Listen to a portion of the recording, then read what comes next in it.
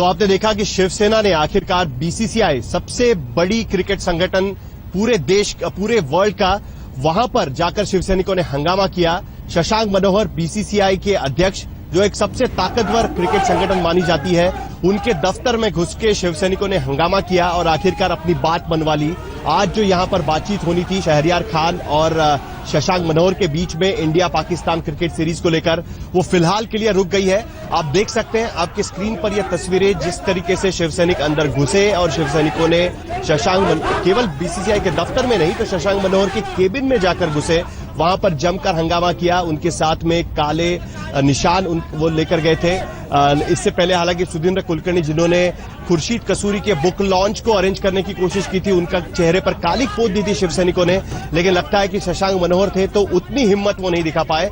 लेकिन उनके केबिन में घुसकर सीधे सीधे बीसीसीआई और शशांक मनोहर को धमकी दी आंदोलन करने वाले शिवसैनिकों ने और कहा कि अगर इस तरीके से कोई मीटिंग होती है तो शिवसेना बर्दाश्त नहीं करेगी। उसके बाद में वहां पर पुलिस सिक्योरिटी बढ़ा दी गई है। लेकिन आप सुन लीजिए पहले क्या शिवसैनिक कह रहे थे शशांक मनोहर को।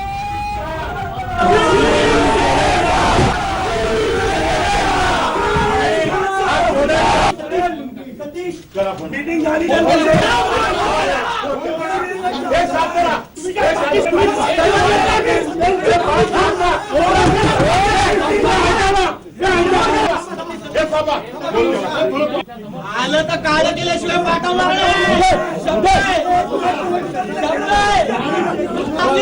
तुमची आमची माणसं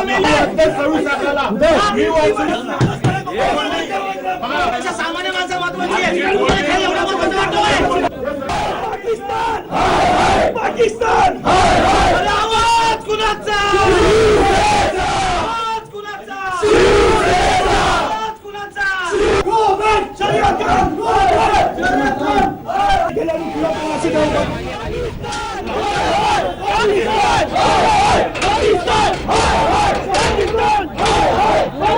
बीसीसीआई सबसे ताकतवर संगठन माना जाता है, जिसके बीसीसीआई के पदाधिकारी अगर आप उनकी लिस्ट सुने तो आपको भी हैरान होगा कि उनके खिलाफ भी शिवसेना ने जाकर ये हिम्मत कैसे दिखाई।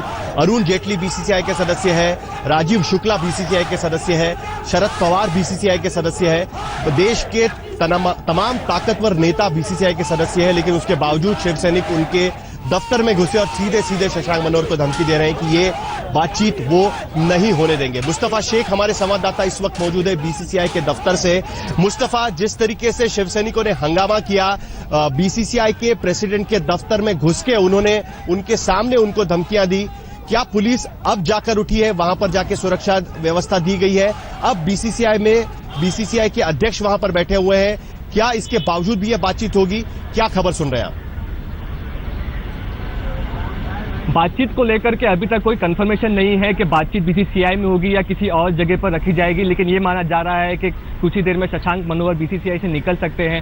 जहां तक शिवसेना के प्रोटेस्ट की बात करें तो ये साफ तौर पे साबित होता है कि मुंबई पुलिस का दबदबा या डर किसी भी तरह से शिवसेनाओं को नहीं है, क्योंकि ये बात साफ थी कि विवादित मीटिंग होने वाली है यहाँ पर, तब भी यहाँ पर कोई पुलिस सिक्योरिटी मौजूद नहीं थी।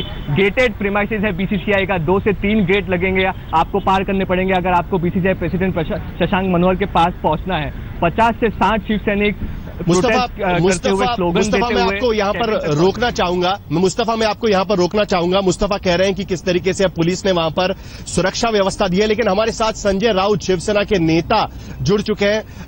थोड़ी देर पहले हमने देखा कि कैमरा पर संजय राउत ने बयान दिया था और उन्होंने समर्थन किया जिस तरीके से शिवसैनिकों ने बात की। राउत साहब, आप बताइए कि इससे पहले सुधींद्र कुलकर्णी के चेहरे पर आपने कालिख पोती, आज शशांक मनोहर के दफ्तर में जाकर सीधे सीधे शिवसैनिक वहां पर धमकियां दे रहे हैं। क्या शिवसेना का यह कहना है कि आपकी खुद की सरकार देश में और महाराष्ट्र में होते हुए भी आप सरकार पर दबाव बनाने के बजाय बीसीसीआई जैसी संगठनों पर दबाव बना रहे हैं? क्या कहेंगे आप? देखिए, ये दबाव बनाने की बात नहीं है। हमने पहले भी इस बारे में कह चुके हम लोग। जब अटल जी भी प्रधानमंत्री थे तभी हमने लाहौर बस को विरोध किया था, या पाकिस्तान के साथ किसी भी तरह से रिश्ते रखने के लिए विरोध किया था। जिस तरह से पाकिस्तान आज भी हमारे साथ जिस तरह का बर्ताव करती है दुश्मन जैसा, हिंदुस्तान में दहशतवाद हो, आतंकवाद हो या कश्मीर में आतंकवाद हो, कब तक हम निरपराध लोगों का खून हम बहते हुए देखेंगे? हमारे जवान 10 दिन शहीद हो रहे हैं। ये पाकिस्तान का विरोध है, ये यहाँ और भी देश क्रिकेट खेलते हैं। कल साउथ अफ्रीका के लोग क्रिकेट खेल रहे थे, किसी को विरोध किया है? बांग्लादेश वाले आते हैं या ऑस्ट्रेलिया वाले आते हैं, न्यूजीलैंड वाले आते हैं, इंग्लैंड है। तो विरोध पाकिस्तान को है, ये देश भावना है, ये लोगों की भावना है। और शिवसेना नहीं, बात आप चलिए, मैं मान लेता हूं कि आपके मुताबिक ये देश के लोगों की भावना है, शिवसैनिकों की भावना है, महाराष्ट्र के लोगों की भावना है, लेकिन आप सरकार में बैठे हैं। अभी आप विरोधी पक्ष में नहीं है, विपक्ष में नहीं है, आप सरकार चला रहे हैं नरेंद्र मोदी के साथ में, आप देवेंद्र फडणवीस के साथ सरकार चला रहे हैं। आप अपनी सरकार पर क्यों नहीं दबाव डालते कि इस तरीके की चीजें ना हो?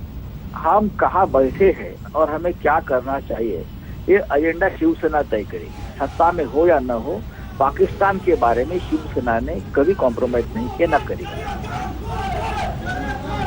आपने देखा होगा कि जब सुधींद्र कुलकर्णी वाला मसला हुआ था, उस वक्त बीजेपी के नेताओं ने एक सवाल उठाया कि जावेद मियांदाद मातोश्री पर आए थे, आप खुद पाकिस्तान जाकर आए हैं, उस वक्त भी संबंध कुछ खास अच्छे नहीं थे। आज अचानक आप पाकिस्तान के खिलाफ दोबारा अपनी नीति लेकर सामने खड़े हैं। क्या आपको लगता है कि बीजेपी की तरफ से लगभग 25 साल से शिवसेना का ये विरोध जारी है? 25 या 30 साल हो गए, शिवसेना ने अपनी भूमिका में कभी बदलाव नहीं किया। जावेद मियांदाद जब आए थे शिवसेना प्रमुख से मिलने, तो ये कहने आए थे कि पाकिस्तान के साथ क्रिकेट को आप मान्यता दीजिए। तभी बाला साहब ने कहा था उस वक्त जावेद मियांदाद को, ये नामुमकिन है जब तक पाकिस्तान हमारे साथ रिश्ते नहीं सुधारते, हिंसाचार नहीं रोकता है, जो बेगुनाह लोगों का खून बहाना नहीं छोड़ता है, तब तक पाकिस्तान के साथ ना क्रिकेट खेला जाएगा ना और रिश्ते रखे जाएंगे। चलिए, लेकिन एक बात आपसे जानना चाहेंगे। बीजेपी के मुख्यमंत्री कहते हैं, महाराष्ट्र के मुख्यमंत्री कहते हैं कि इस तरीके की घटनाओं से महाराष्ट्र का नाम बदनाम होता है। केंद्र सरकार साफ साफ कहती है कि इस तरीके की घटनाएं नहीं होनी चाहिए। खुद जब अनंत गीते ने केंद्र सरकार में नरेंद्र मोदी के मंत्रिमंडल में शपथ ली, उस वक्त नवाज शरीफ वहां पर सामने बैठे हुए थे, उद्धव ठाकरे भी उस फंक्शन में मौजूद थे। शिवसेना ने तब इस मामले में सवाल क्यों नहीं उठाए? ये सवाल उठना लाजमी है। राउत साहब, आप भी इतने सालों से पत्रकारिता भी कर रहे हैं, आप सांसद भी है, शिवसेना के नेता भी है, आपको नहीं लगता कि ये थोड़ा डबल स्टैंडर्ड हो जाएगा? नहीं, ये डबल स्टैंडर्ड नहीं है। जब हमारे मंत्री ने शपथ ली थी, तब नरेंद्र मोदी जी का शपथ ग्रहण समारोह था और सार्क के सभी देशों के प्रधानमंत्री वहां आए थे और नरेंद्र मोदी की फिर एक बार पाकिस्तान के रिश्ते सुधारने के लिए कोशिश उनकी जारी थी। ये उनका पहला मौका था। तो देखिए, जब ये शुरुआत हो रही थी तो हमने वहाँ कोई डिसएग्रीमेंट नहीं किया है और ना हमने रोका है। नए प्रधानमंत्री को कोशिश करनी चाहिए, अगर रिश्ते सुधारते तो हमें भी चाहिए, लेकिन पाकिस्तान सुधारने वाला देश नहीं है। पाकिस्तान एक गुंडों का राष्ट्र है, एक आतंकवादियों का राष्ट्र है, ये आप लगभग तय हो गया है। तो उनके साथ अगर हम रिश्ते रखते हैं तो हमारे देश में भी आतंकवाद बढ़ेगा, दहशतवाद बढ़ेगा और गुंडागर्दी बढ़ेगी। चलिए, एक बात राउत साहब एक बात बता दीजिएगा कि क्या अब अभी ये दूसरी बार इस तरीके की घटना हुई है। आपके इतने सारे सांसद हैं, आप कई बार अमित शाह से लेकर दिल्ली में कई बीजेपी नेताओं से बातचीत आपकी जारी रहती है।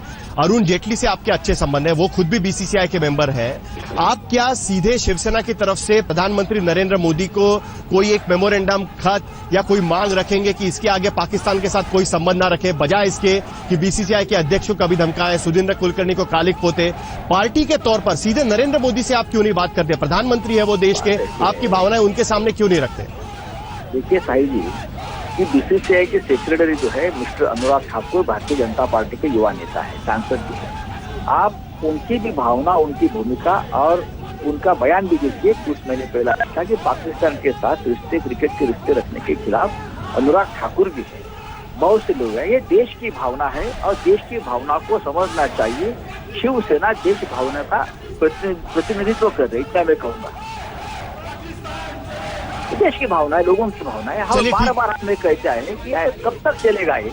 और ठीक है, अगर आपको लगता है कि शिवसेना ने गुंडागर्दी की है, कानून हाथ में लिया है, तो ठीक है। अगर आपको लगता है कि हमने पाकिस्तान की विरोध करके हमने बहुत बड़ा गुनाह या अपराध किया है, देशद्रोह किया है हमने, तो ठीक है, हमारे पे कानून से कार्रवाई करिए एफआईआर दाखिल, हमें जेल में डालिए। क्यों भाई? हमने पाकिस्तान के साथ ठीक है लड़ाई की, इसलिए ठीक है। संजय जी हमसे बात करने के लिए बहुत बहुत शुक्रिया। हम उम्मीद करते हैं कि आप बजाय कालिक पोतना या इस तरीके से किसी के दफ्तर में घुसना, उसके बजाय सीधे नरेंद्र मोदी प्रधानमंत्री से बात करें। आप खुद भी उस सरकार में हैं, सीधे सरकार से आप बात कर सकते हैं बजाय इसके कि आप सड़क पे उतर के इस तरीके का आंदोलन करें। हमारे साथ प्रियंका चतुर्वेदी जुड़ चुकी है जो कांग्रेस की प्रवक्ता है। प्रियंका जी, पहली रिएक्शन आपकी क्या है? दूसरी बार यह घटना हो रही है, इससे पहले सुधींद्र कुलकर्णी के चेहरे पर कालिक पोती गई, अब शिवसेना ने उतर के सीधे बीसीसीआई के दफ्तर में घुस के शशांक मनोहर को धमकी दी है और ये बातचीत ना हो इसके लिए कोशिश जारी है। क्या कहना है आपका? पहली बार नहीं, ये तीसरी बार हो रहा है 2 हफ्ते के अंदर ही अंदर। गुलाम अली के शोज के कैंसिलेशन के बाद हमने सुधींद्र कुलकर्णी का देखा और अब हम ये देख रहे हैं किस तरीके का प्रोटेस्ट ये लोग कर रहे हैं।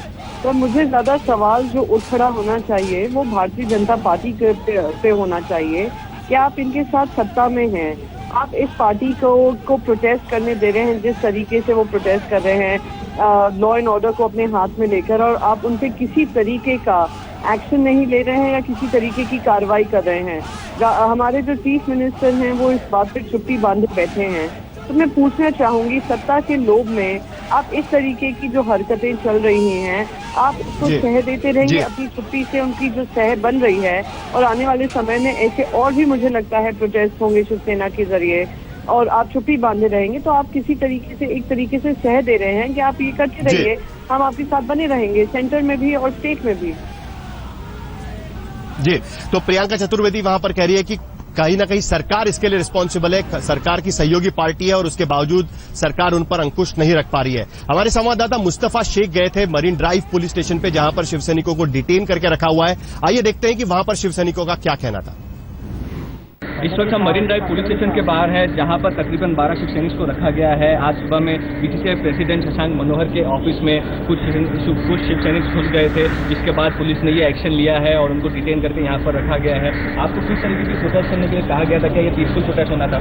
देखिए, हमारा प्रोटेस्ट बहुत पीसफुल था। पहली बात तो हमको पाकिस्तान का कोई भी व्यक्ति यहाँ पे हिंदुस्तान में परफॉर्म करे इसके विरुद्ध हमें, क्योंकि पाकिस्तान का जो रवैया है भारत के प्रति बिल्कुल गलत है, क्योंकि हमारे लोगों को आपके लोगों को भी डिटेन किया गया, आपका क्या कहना है इस बारे में? हमारे लोगों को डिटेन किया है और उन लोगों को कोई अभी तक चार्ज फ्रेम नहीं किया गया है, क्योंकि ये जो एक्ट हुआ है, ये प्रोटेस्ट हुआ है, ये पीसफुल हुआ है, कोई वायलेशन हुआ नहीं है वहाँ पे। शिवसैनिक का अभी भी ये कहना है कि एक पीसफुल प्रोटेस्ट था, इसीलिए पुलिस को कोई केस बनाना नहीं चाहिए। उन्होंने इस बात का पूरा ध्यान रखा कि किसी भी तरीके का वॉयलेंस बीसीसीआई ऑफिस में ना हो। कैमरा पर्सन मंगेश सावंत के साथ मुस्तफा शेख, मुंबई आज तक। तो शिवसेना ने साफ कर दिया है कि वो अपने हथकंडों से बाज नहीं आएगी। मुस्तफा शेख हमारे संवाददाता बीसीसीआई पर मौजूद है।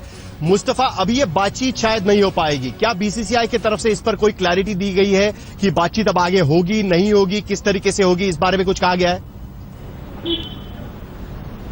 बीसीसीआई की तरफ से इस वक्त ये जानकारी आ रही है कि ये मीटिंग फिलहाल रद्द कर दी गई है। बीसीसीआई के लोग मुंबई में जो है वो दिल्ली के अपने ऑफिशियल से बात कर रहे थे, वहां से कुछ बातचीत होने के बाद ये फैसला आया है। तो इस पे अब भी पूरी क्लैरिटी मिलनी बाकी है कि परमानेंटली ये बातचीत रद्द कर दी गई है या कुछ देर में, कुछ घंटों में ये बातचीत की जाएगी। लेकिन कोई भी कॉन्क्रीट रिप्लाई इस वक्त नहीं आ रहा है कि ऐसी कोई मीटिंग पीसीबी ऑफिशियल्स के साथ हो सकती है बीसीसीआई की। तो ये मानकर चल सकते हैं फिलहाल के गुलाम अली के कॉन्सर्ट के बाद शिवसेना बीसीसीआई की मीटिंग भी कैंसिल कराने में कामयाब हो चुकी है। जी, तो अभी तक इस बारे में कोई क्लैरिटी नहीं है। हम कुछ सवाल उठा रहे हैं कि क्या ये कब तक चलता रहेगा, शिवसेना का इस तरीके से बर्ताव? बीजेपी सरकार में होते हुए भी क्या अपनी सहयोगी पार्टी से इसी तरीके का बर्ताव बर्दाश्त करती रहेगी? क्या इन पर कभी कोई कार्रवाई नहीं होगी, या सरकार में रहते हुए भी बीजेपी का चाबुक इतना नहीं चल पा रहा है कि अपनी सहयोगी पार्टी पर वो लगाम कस सके? आप देखते रहिए आज तक। हम लेंगे एक छोटा सा ब्रेक।